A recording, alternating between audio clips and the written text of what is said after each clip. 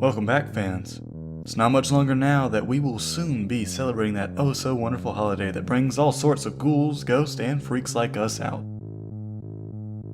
You all know I love this time of year because I can walk around freely without too many questions about why I'm wearing a mask.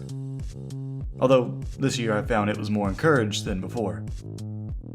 Well, while the traditional customs of the big night might be changed just a little bit this season, we can still safely celebrate in many other ways, such as watching movies, eating candy, wearing our costumes and showing them off for all the web to see. And most importantly of all, we can still tell scary stories to each other. Speaking of which, sounds like someone's calling me with one right now. Hey, Maskino. It's been far too long. How you been? Hey, Mad Chatter. I'm doing good, just watching people go a little crazy with both tricks and treats. Well, it's funny you say that. Trying to find the punk who covered the chatterbox in toilet paper and eggs. Oh yeah? Yeah, it sucks. Been scrubbing at it all day. Man, that sucks. Any idea who would do such a thing to your prized red booth? Unfortunately, no. A witness said the guy was wearing a black mask with glowing eyes, though. Did you happen to know about that? Oh yeah? That's wild, huh? Who would do such a terrible thing dressed like that? Yeah. Well, if you find anything out about this guy, you know where to find me. Oh, you know I will. I promise you that you have my ever-vigilant eyes peeled just for you. But enough about me. I also did call you to tell that I have quite the story for your show. Care to hear it?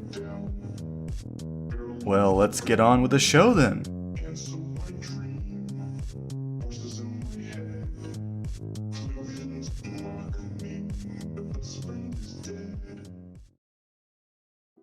The Wreck, written by Reddit user Certain Shadows.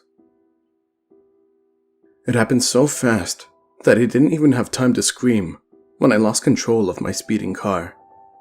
I spun wildly across the empty road before slamming into a barrier with such force that I felt my teeth rattle in my skull. Everything went black.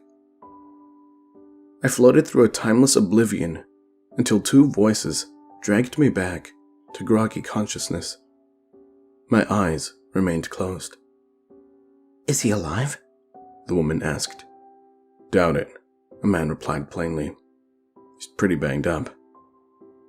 Someone creaked open the driver's side door. "We better try to get him out of here," the woman said. "Don't move him," her companion exclaimed. "That could make it worse." "Call the police then, and they'll send an ambulance." There was a tense pause.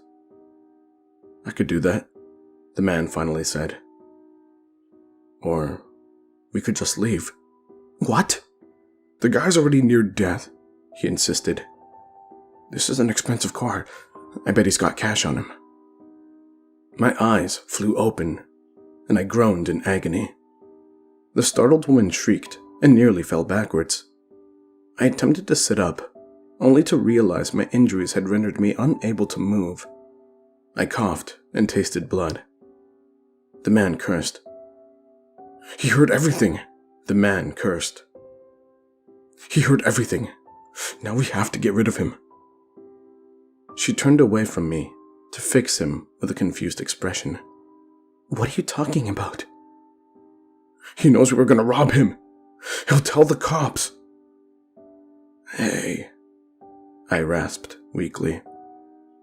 My voice sounded cracked and frail. "Call me an ambulance, and I promise I won't say a word about either of you." They hesitated. "Please," I begged. "It'll be like you were never even here." "Got any cash?" the man questioned flatly. Before I could answer, he reached towards me. I watched helplessly as he pulled my wallet free from my pocket and tossed it to the woman. She rifled through it with wide eyes. "Take it," I offered desperately. "Just please. Please, "Shut up," the man interrupted. "You're in no position to be asking for favors." A steel blade sliced through the air. Warm blood sputtered from his open throat. He gurgled before crumpling to the ground in a dying heap. "He would have wanted half," the woman muttered, a knife clutched in her trembling hand. Tears slid down her cheeks.